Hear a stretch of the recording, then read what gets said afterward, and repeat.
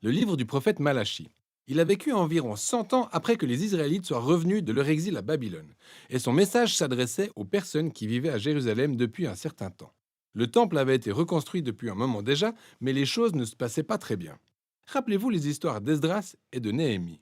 Quand ils sont fraîchement rentrés d'exil, les Israélites nourrissaient de très grands espoirs. Ils allaient rentrer pour reconstruire leur vie ainsi que le temple, et toutes les glorieuses promesses des prophètes deviendraient réalité. Le Messie viendrait établir le royaume de Dieu sur un Israël unifié et aussi sur les autres nations, en instaurant la paix et la justice pour tous. Mais la réalité était tout autre. Les Israélites qui ont repeuplé la ville se sont montrés aussi infidèles à Dieu que l'étaient leurs ancêtres, ce qui s'est traduit par la pauvreté et l'injustice. Ainsi, on découvre à travers Malachie le degré de corruption de cette nouvelle génération. La conception du livre représente une succession de débats, et la plupart des sections s'ouvrent sur une affirmation de Dieu pour faire un constat ou une accusation. Ensuite, Israël exprime son désaccord et remet en cause les propos de Dieu. Puis Dieu répond en fournissant les preuves. Ce cycle se reproduit 6 fois. Dans les 3 premiers débats, Dieu révèle la corruption d'Israël avant de donner les moyens d'en finir dans les 3 derniers débats. Et la leçon générale qu'on peut retenir au terme de ces discussions et débats est que l'exil n'a fondamentalement rien changé chez ce peuple, car les cœurs des Israélites sont plus endurcis que jamais. Le premier débat s'ouvre sur Dieu affirmant qu'il aime toujours son peuple d'alliance en dépit de leurs imperfections, ce qu'Israël rejette violemment en posant la question suivante. Où est la preuve de ton amour?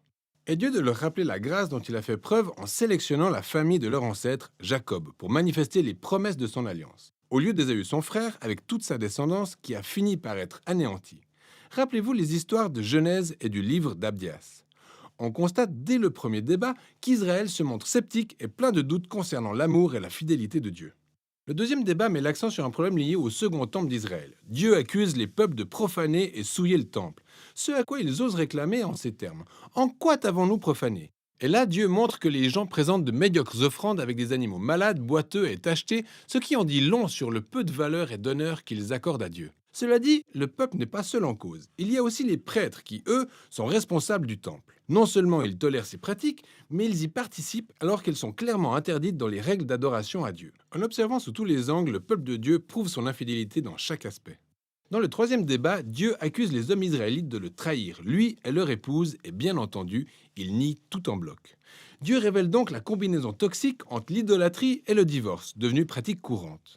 Certains hommes israélites épousent des femmes non israélites et se mettent à adorer les dieux ancestraux de leurs épouses auxquels ils érigent des idoles dans leur maison. Rappelez-vous l'histoire au chapitre 13 du livre de Néhémie. Et Malachie relie cela à la vague d'hommes divorçant de leurs épouses sans raison valable.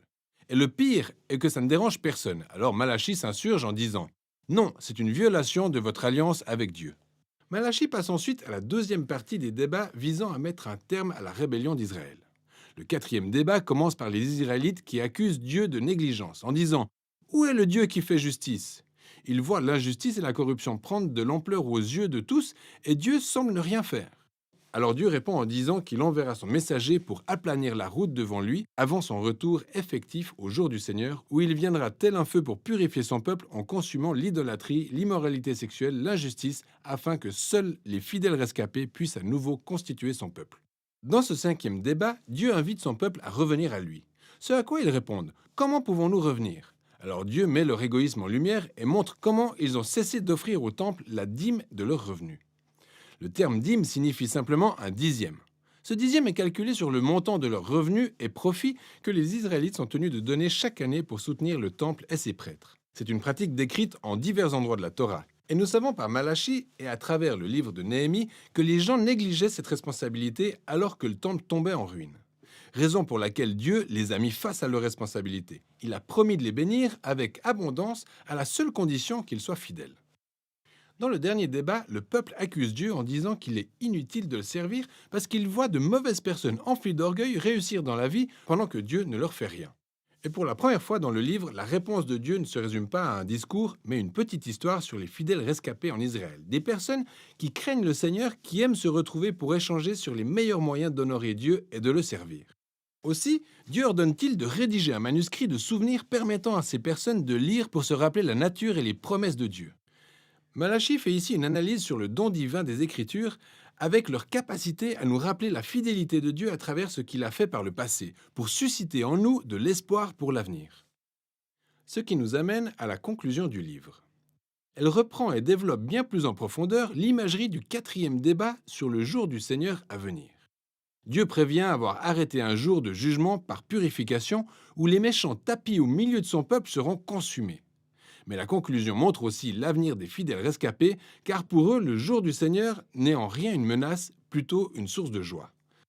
Ce sera comme les rayons du soleil levant qui apportent guérison, vie et espoir pour l'avenir. Alors que les débats de Malachie arrivent à leur terme, on réalise que ce livre a encore des choses à révéler.